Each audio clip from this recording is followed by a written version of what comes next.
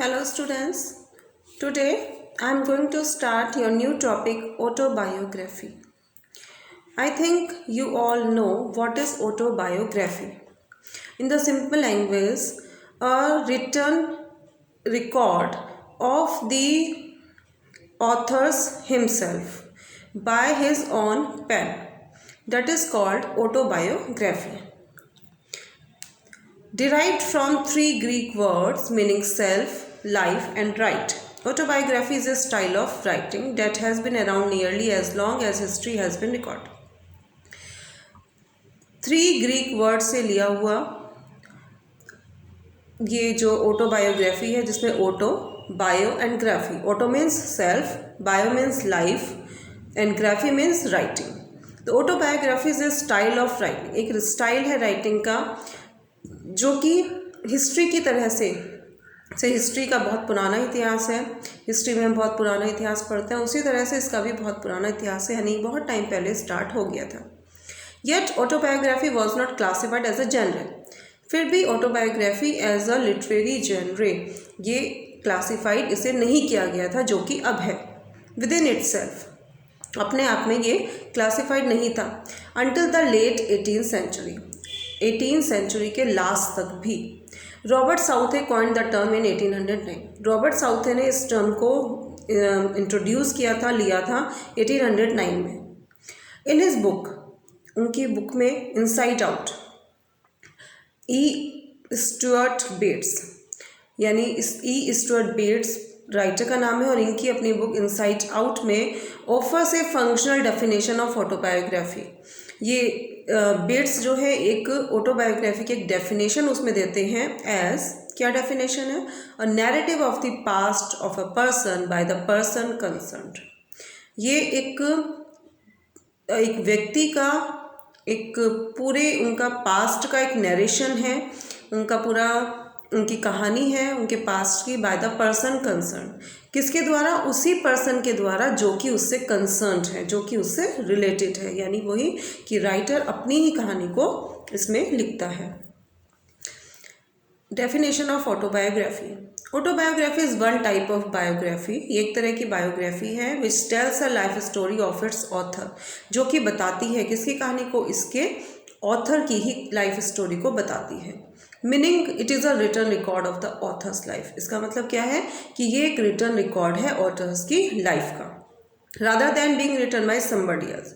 और किसी और के बजाय, किसी और के द्वारा लिखने की बजाय an autobiography comes through the person's own pen. एक ऑटोबायोग्राफी जो है वो पर्सन के अपने द्वारा ही, अपने ही पेन से, यानी पर्सन खुद अपनी लाइफ की स्टोरी लिखता है इन हिज ऑन वर्ड, अपने ही शब्दों में. Some autobiographies are written in the form of a fictional tell.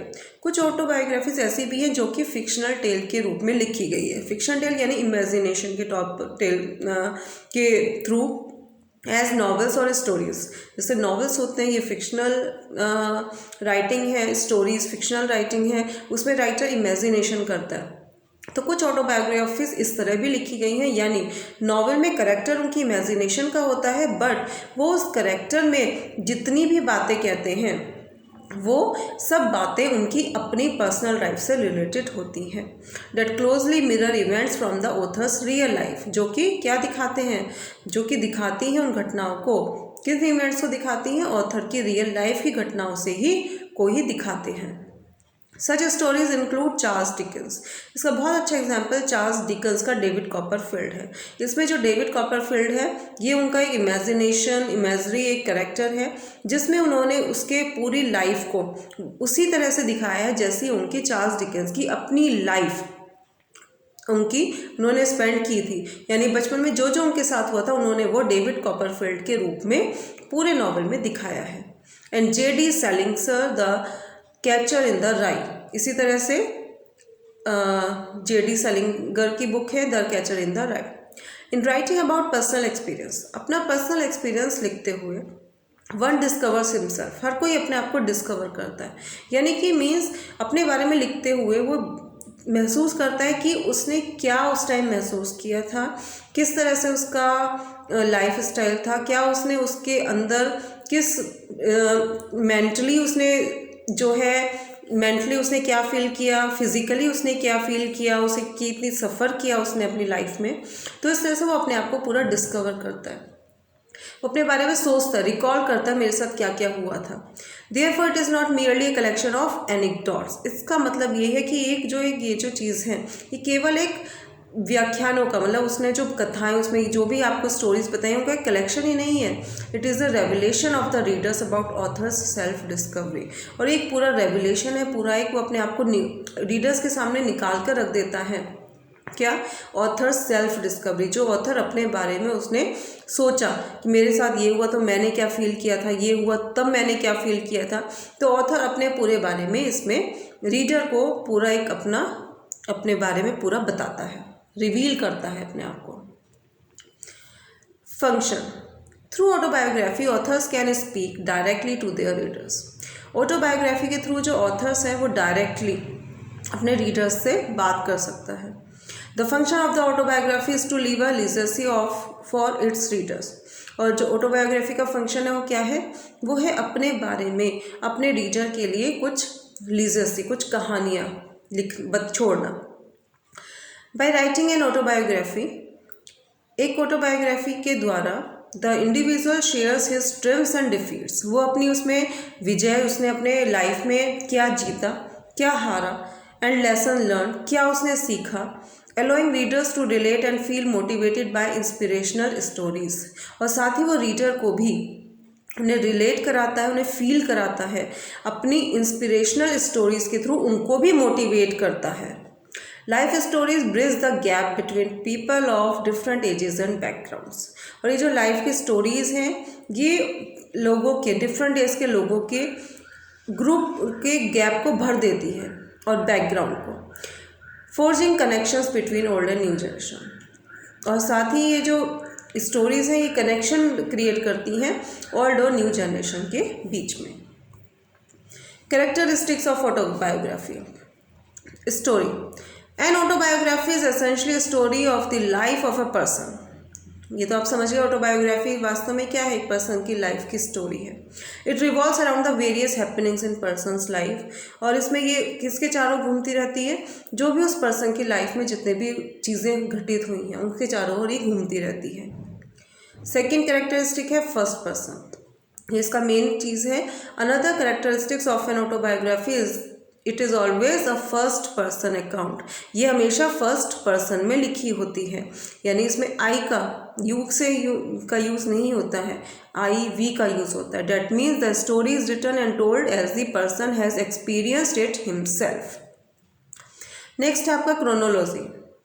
Chronology मतलब ये क्रोनोलॉजिकल चलती है। Generally an autobiography follows a chronology. पहले वो अपने बर्थ का बताएगा, उसके बाद वो अपने बचपन का बताएगा, फिर वो अपने यंग एज का बताएगा, यंग एज में उसने क्या क्या स्ट्रगल किया, कैसे करियर बनाया, कैसे शादी हुई। तो क्रोनोलॉजिकली चलती है। That is it begins with the beginning, इस शुरुआत से ही शुरू होती है। And the story unfolds in the same order that the events in the writers life have taken place in. और इसमें वो जैसे जैसे उसकी लाइफ में जो जो घटनाएं होती रही उनको वो सिलेवार यानी एक के बाद एक उसी क्रम में वो अपने उन घटनाओं को लिखता है। इसीलिए कहते हैं कि ये डिस्कवरी है, क्योंकि जब राइटर लिखने बैठता है तो वो अपने आप को डिस्कवर करता है, उसके साथ स्टार्टिंग में क्या हुआ था, फिर क्या हुआ था, फिर कौन सी घटना हुई थी, तो उसका पूरा वो डिस्कवर करके अपने आप को फिर तभी वो लिखता है। Important events. A common misconception is that an autobiography is a written account of all the happenings of one's life। ऐसा भी नहीं है कि वो अपने बारे में लिख रहा है तो एक छोटी छोटी बातों को भी लिखे, नहीं। In fact, it is basically an account of only the major events or those events that have made an impact on the person's personality। वो अपने उन मेजर इवेंट्स के बारे में लिखता है जो कि जिसका इम्पैक्ट उसकी पर्सनैलिटी पर पड़ा and played a major role in the person that he has become when he writes it. और साथ ही कोई मेजर रोल किसी पर्सन का उसके लाइफ में रहा है जो कि उसने जिसको इंस्पायर किया, उसके करियर बनाने में हेल्प की, that he has become when he writes it, या वो उस जिसके वजह से उसने ये लिखना स्टार्ट किया। तो इस तरह से ये नहीं कि वो हर छोटी छोटी चीज़ को लिखता है, जो मेजर इवेंट्स उसकी लाइफ में हुए हैं जो कि इम्पॉर्टेंट है। Self evolution.